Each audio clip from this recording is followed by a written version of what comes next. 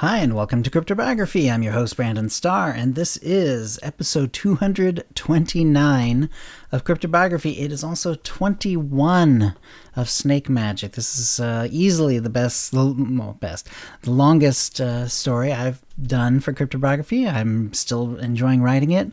We are closing in on the end, but as you can tell, when I'm writing something that's significantly longer than anything I've written before, it's a little hard to tell exactly how much longer it's going to take. So it's going to be, it doesn't finish today, so it's going to be at least one more episode. But we are closing in on the end in some way.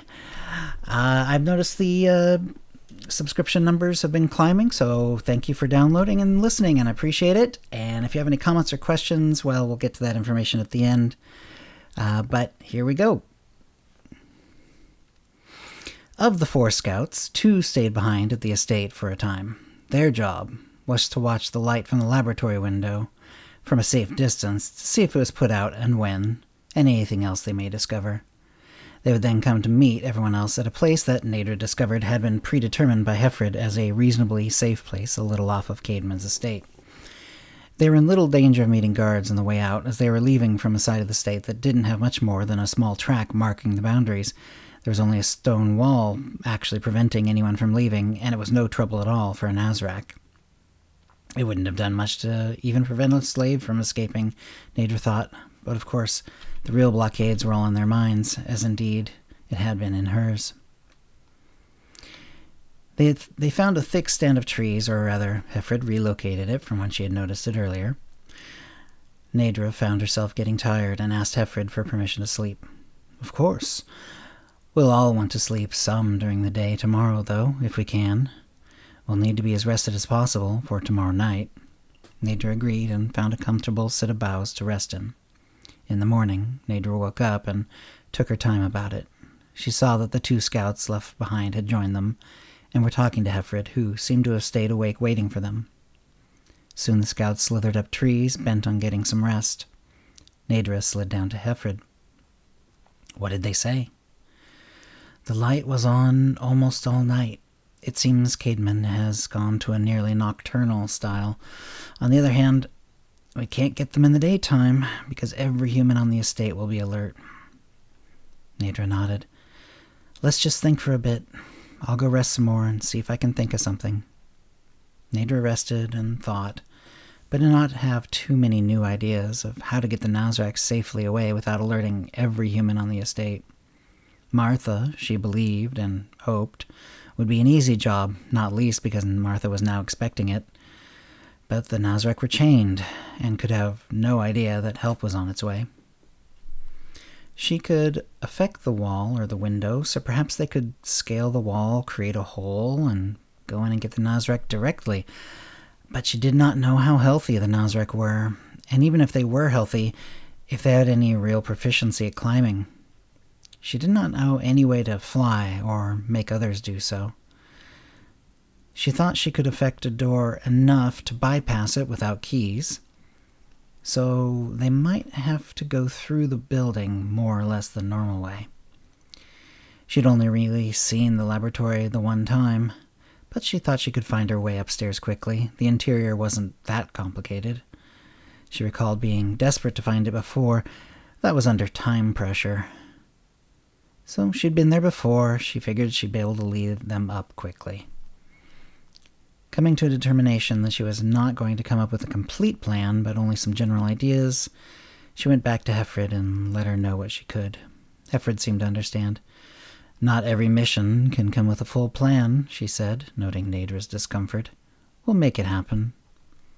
She had Neidre describe the grounds and the interior layout as well as she could remember it several times. Then she asked about the guards and their habits. Neidre warned her that things might have changed since she had left, having only the one night to see if her memories were correct. After that, it was the waiting time. Neidre tried to get more sleep, but was not successful. The sun slowly went down, and when it was nearly dark, it was time. One question remained, and shortly before they got to the outer boundaries of the estate, Neidre caught up to Hefrid and stopped her. The other scouts, noting this, spread out to keep watch. What is the priority here? If Caedmon, his apprentices, or all three of them don't go to bed all night, are we willing to make an assault on the laboratory to free our brethren? What risks are we willing to take?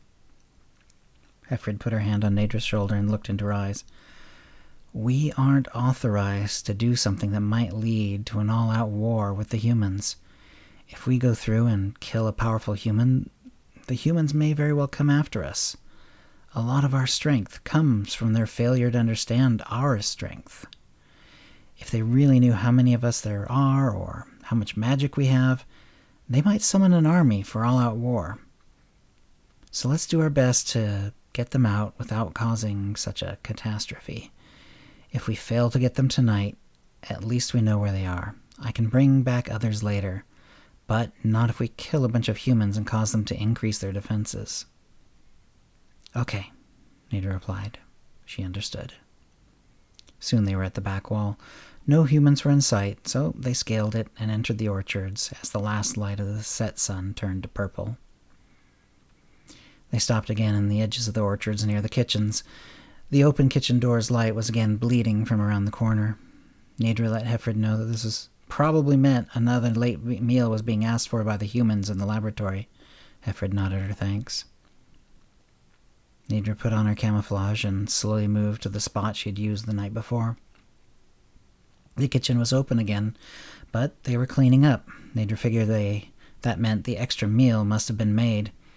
She also wondered if it had been given to the apprentices when she saw the baskets waiting on the shelves. The workers were cleaning up, and some of them had left. The head chef went towards his room just off the kitchen, presumably for the night. Martha must have volunteered to be the last one cleaning, because she nodded at the humans and demi-humans as they waved goodnight and left, some further into the building, many coming out the kitchen door, though none were close to Neidre herself.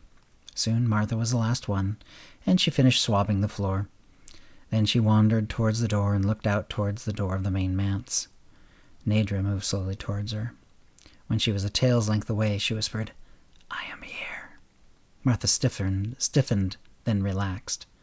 She nodded slightly to let Neidre know she understood.